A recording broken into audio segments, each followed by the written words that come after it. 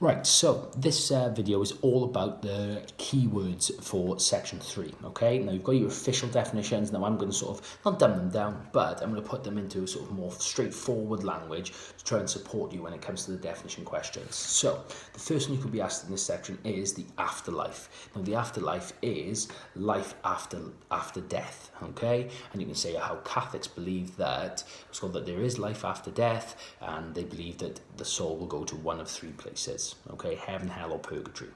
Obviously, with the example, you can use whatever you want. You could say about how Catholics believe in this because Jesus rose from the dead and his resurrection gives us hope of an afterlife. That sort of idea, okay? So that's the first one, afterlife. Number 2 is environmental responsibility. Okay, now essentially this is linked to the idea of stewardship. Okay, so you can do that you can say that yourself, but the actual sort of definition is the responsibility of humans to respect and care for the world. Okay, and the way they can do this is by fulfilling their role as stewards, by supporting environmentally friendly sort of projects, whether it be like campaigning against deforestation, don't chop down that tree, that kind of idea, okay? Obviously don't write don't chop down that tree in your exam.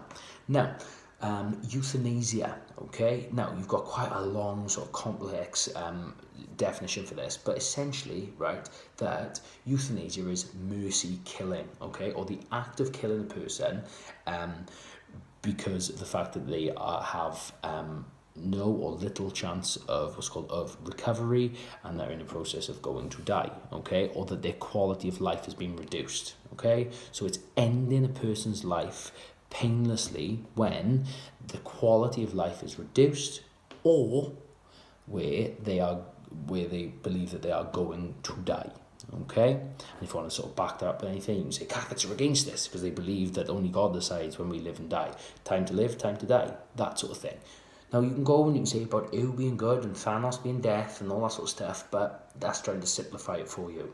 Next word, evolution, okay? So this is the process of different living creatures, okay, that are believed to have developed from sort of earlier, less complex animals, okay? So you can say that that this is something that was sort of very much proposed by Charles Darwin. I almost said Charles Dickens then, that's somebody totally different, okay, that's Charles Darwin, all right, and you can say about how Catholics believe in this, okay, but they believe in planned evolution, okay, that God designed us this way. Or you can say about Richard Dawkins says about blind evolution, about the fact that it's natural selection, okay? The next one, abortion, okay? So this is the removal of the fetus from the womb, okay, to sort of end its existence, to stop it being born as a child. Again, if you want to back that up, you can say Catholics are against this because they believe all life is sacred and all life starts at conception, that type of idea. Going on. Couple more.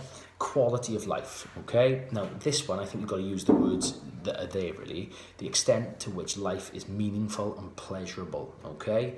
Now, sort of, for that second mark, I want to say when a person's quality of life is reduced, some people believe that they should be euthanized. Okay, you can use that one.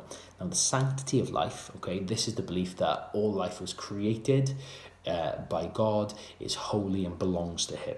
Okay, so to get that second mark, you can say, for this reason, they believe that God decides when we live and die. Time to live, time to die, that quotation again.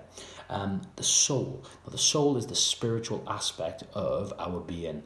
Human beings are made of 2 equal parts, body and soul. Catholics believe in immortality of the soul. All those sort of things can help you get the sort of the second mark into what connects us with God. But as long as you say it's the spiritual aspect of us that connects us with God, that is sort of the core bit. You can say it comes from God, when God breathed life into Adam, any of those sort of things to get that second mark. Then that sort of, that sort of ends the key words. Quite straightforward. Hope that was helpful.